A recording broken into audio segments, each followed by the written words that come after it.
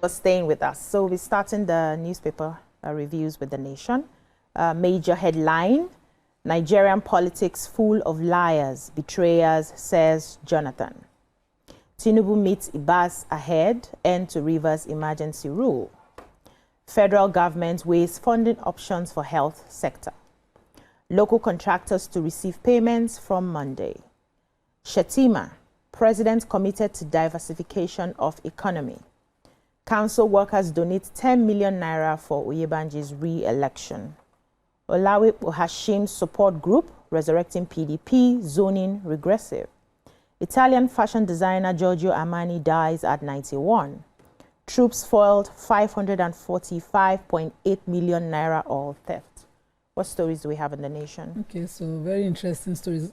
I have two actually, but let me quickly take them very shortly. So the president met with the sole administrator of Rivers State, Vice Admiral Ibok Ete Ibas, just before he traveled out of the country, because the emergency rule is supposed to end by September 18, and is, according to The Nation, they say maybe the president no go never back from the 10-day work vacation, because it's a work vacation and it's 10 days. So I can quickly count my finger, and I say the president will be back, because today is 5th and he should be back on the 15th of September before the expiration of the emergency rule. But the president met with him and they said that though they didn't disclose what transpired at the meeting, it is most likely that the governor will be taking over his seat at the office.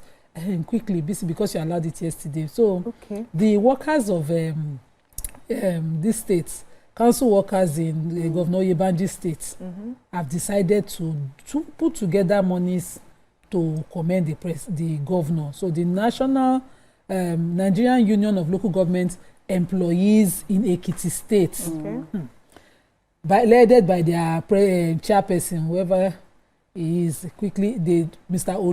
Oluseyi Olatunde presented a check of 10 million naira to the campaign of the governor. And I'm wondering, I service no the tire or 10 million naira. Local government workers are in some states protesting. Local government workers are part of the NLC. Yes. We have plenty issues, but politics and high service in Nigeria is 5 and 6. Everywhere. I read it. They put 10 million. Start seeing posters everywhere. That story. Anyway, so troops will sustain this. This is good news. Troops will sustain onslaught against terrorists and bandits throughout the farming season and beyond, to allow farmers within the conflict zones carry out farming activities unhindered.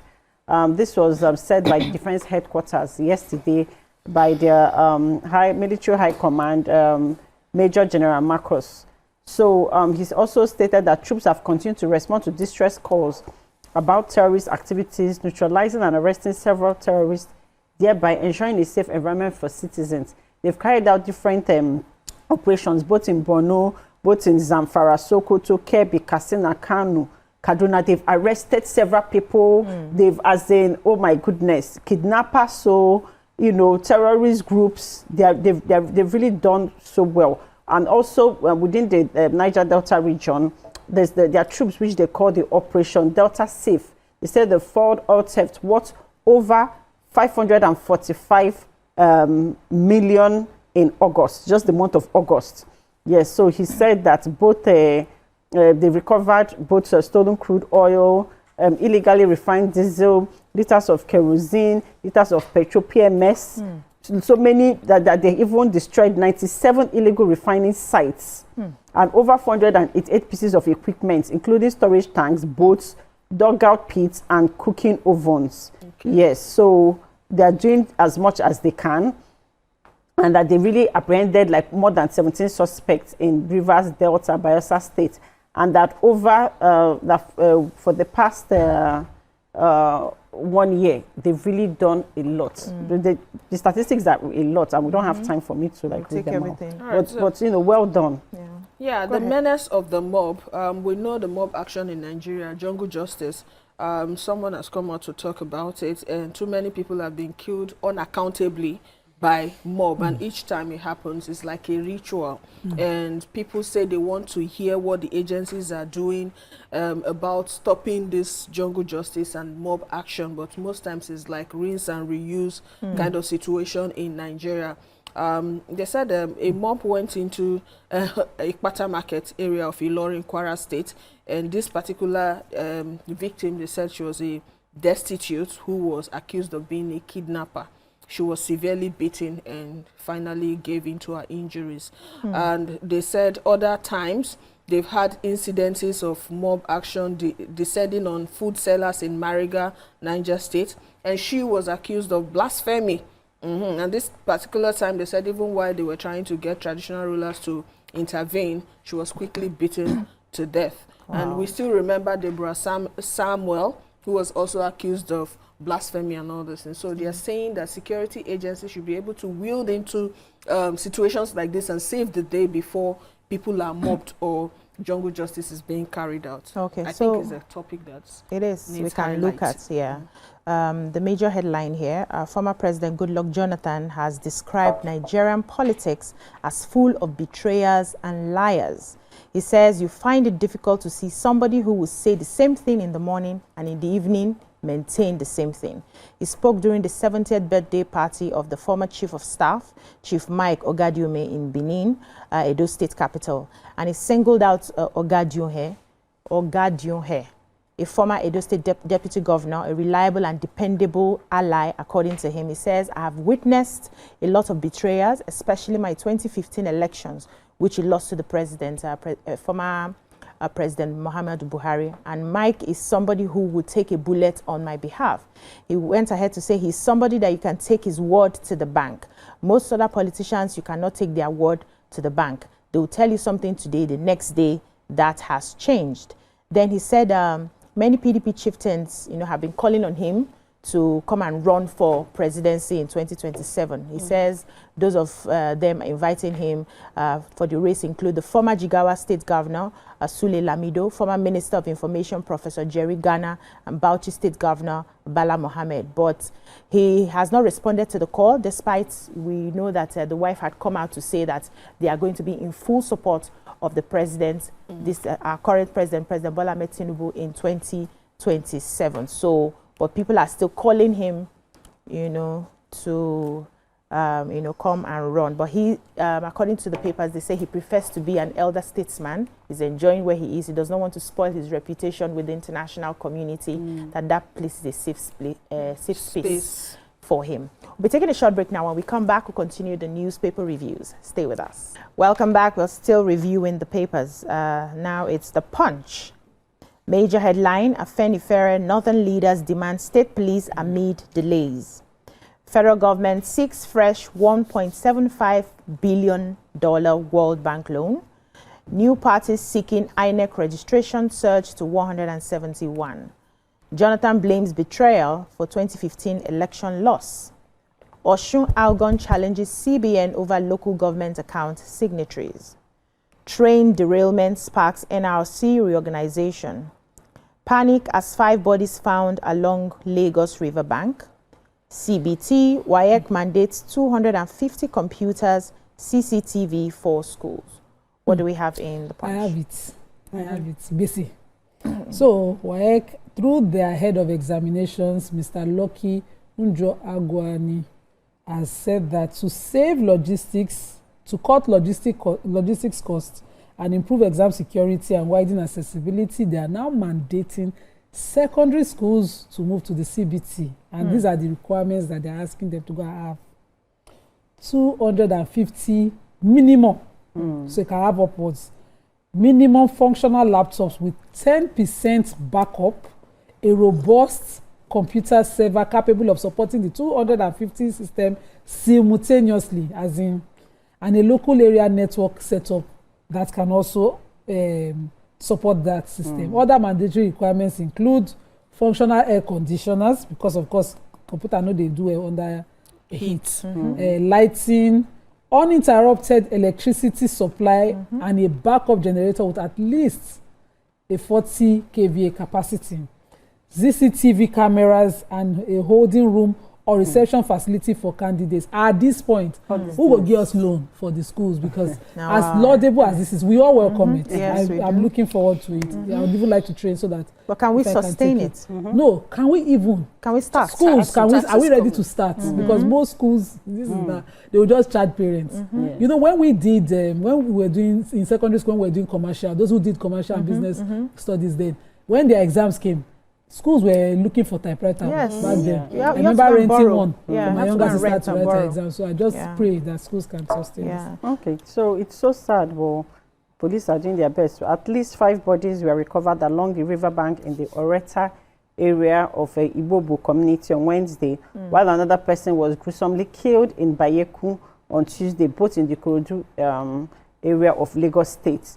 So the police are inferring that it might be court clashes, because that has really increased within the past few months. Because on Sunday, even in Lekki Phase 1, there was a court clash that involved the police were there and some people died. But the people in the area are saying that they don't think that this is court related, that they think the man that was killed, because his hands and legs were cut off, were severed, that was because of land grabbing. And that the 5 people that washed up at the river bank, that was just water that brought them there and everything. But investigations are still underway for us to actually know exactly what happened, because this is just 6 people just dying like that. Something we need to know why it happened. So I have I'll take the major story, then I'll come to you. So we have Afenifere Northern leaders demand state police amid delays. So barely 17 months after the Tinubu administration first expressed interest in establishing a decentralized police force,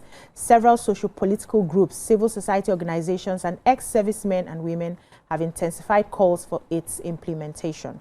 This followed Tuesday's meeting between President Bola Ahmed Tinubu and eminent citizens of Katsina State, where he stated that the federal government will hasten the devolution of powers to the sub-national levels and further equip recently deployed forest guards. So he says, I'm reviewing all the aspects of security. I have to create a state police. He also told the delegation led by Governor Diko Rada. And on Thursday, the National Publicity Secretary of the Pan-Yoruba Socio-Political Organization, Afenifere, Jare Ajayi, welcomed the renewed call by the president. And while he was speaking with Punch in Ibadan, the Oyo State capital, he expressed hope that Tinubu will remove delays clogging the implementation pipeline before the end of 2025. So, you know, we've always talked about the need for us to have a state policing system. And when the president came in, it seemed like it was something he wanted to do. Now he's also reaffirming that this is the way to go. And all the socio-political groups that have been clamoring for this are excited about it. And we are hoping that it starts as soon as possible so that we find a way to sort out some of our insecurity issues. Just recently too, we read about the forest guards that have been set up in some parts of the country. So in Punch, villagers decry government's funeral levy in Anambra, Imo State.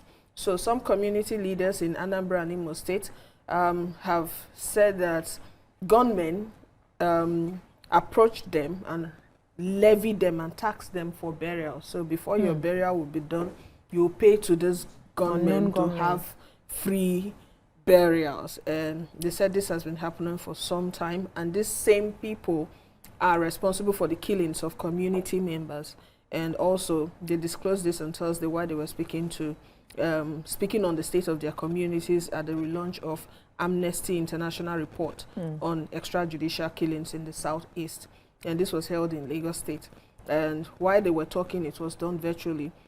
The secretary of one of the communities, Dr. Dominic Okoli, lamented that between 2020 and 2025, no fewer than 25 people were killed by gunmen, and no fewer than 30 houses were destroyed and looted. We can't oversay this because this is what has been happening. Once you talk about Southeast, we talk about bandits and unknown gunmen. Benue State, Kogi, and the Delta, unknown gunmen. And I'm telling you. So I hear that even transporters, you have to settle a certain set of people so they will not disturb you. It's really appalling. All right, moving on now to the Daily Sun. Federal government considers regional system new constitution. That's the major headline. Oshiomhole accuses CBN of replacing civil servants with APC members as signatories to local government bank accounts. Incumbent legislators more corrupt than predecessors. This is according to Obasanjo. Channel revenue surplus into job creation, pension payments, Obi tells Tinubu. Debt servicing gulps 8.93 trillion in 9 months. That's in Naira. Igbo leaders demand lifting of economic blockade on eastern ports. Support call for Anioma State. UNICEF expresses shock as Bauchi mother links egg to yellow fever. I don't get that. I have that. Okay. You have it. I have that story. Okay, two of you take it. It's okay. So Go ahead. we'll take it together. All right. It's okay. You can That's have just it. take. A mother have in Ganjua local government area of Bauchi State shocked health workers and the UNICEF Nigeria representative Wafa Sahid when they visited Bauchi. She said that there's a rural belief, misconception about eggs in the local area. So they do not give their babies eggs for fear of giving them causing yellow fever for the babies or jaundice for the babies. Whoa. And so egg that we the most eat important anyhow. food with so many packed nutrition they remove, and now her baby was suffering from malnutrition. The baby has been admitted, for being acutely malnourished. They have Education is is not a power. scam. So Education not a the scam. governor has said that he's interested in local solutions and behavioral change and prevention of malnourished children. But we're saying, Education, are you just knowing? information. This year I was at a leadership event and we were speaking, and everybody that comes there probably has a foreign university degree. And everybody was just sounding So we're talking about somebody was querying his head. Somebody wanted to give power to the people in the community. The people now asked him, where will we see the money? As if I said, they are simply saying, who go buy us transformer? Simple. People should learn local language. I'm sure that the governor in his team, the health commissioner, do not know the local misconceptions and myths that people use. In Lagos here, along the riverine areas, you hear so many things. They don't go to hospitals. They do speak local language so that you can solve local solutions. But not like information. You don't have to be educated to actually have information. So because of time, know your people. Let's. Do you have stories Yes, I have in the Nigerian Tribune? I think. Yes, but this is important for my Igbo people, please. Okay, go ahead. Igbo please. leaders under the Igbo Unification Movement and Ndena Sobia social cultural organization have called on President Bola Tinubu to immediately lift what they call to be the economic blockade unfairly imposed on the Igbo almost 60 years ago, which closed the main Igbo coastal ports of Port Harcourt, Bonny, and Okungbowa. They made the call in a communique, which they are trying to say that they should reopen the coastal ports to retrigger a pool of development in the east, which will also spill over to the Middle Belt and down to Lake Chad. That they should start the dredging, and they should just empower them to start dredging and start rehabilitating those areas. We agree. So, Nigerian Tribune. Yeah. Let me find the stories we've not taken. Who took World Tinubu Health embarks on 10 working days vacation, departs for Europe? Who took Lagos government warns over looming environmental collapse of lagoon? What did you take in the Tribune? This is health related. Okay, go ahead. WHO calls for 20% public health spending to boost Nigeria's health system. So according to what's written here, there was a seminar, and the World Health Organization has called on Nigeria to increase its public health spending to at least 20% of total health expenditure to boost its health system. And they said this regional director, the regional director for Africa, Professor Mohamed Yakub Janabi, made this call on Thursday at one national health financing policy dialogue in Abuja. Long and short of it is Nigeria has a unique health challenge, and we need more than the 5% we get from the current budget of 2025.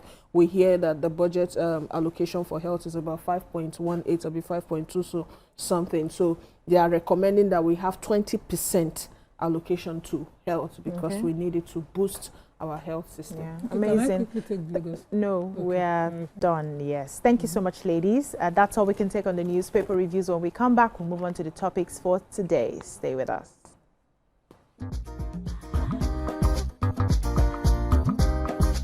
Stay tuned. Your View will be right back.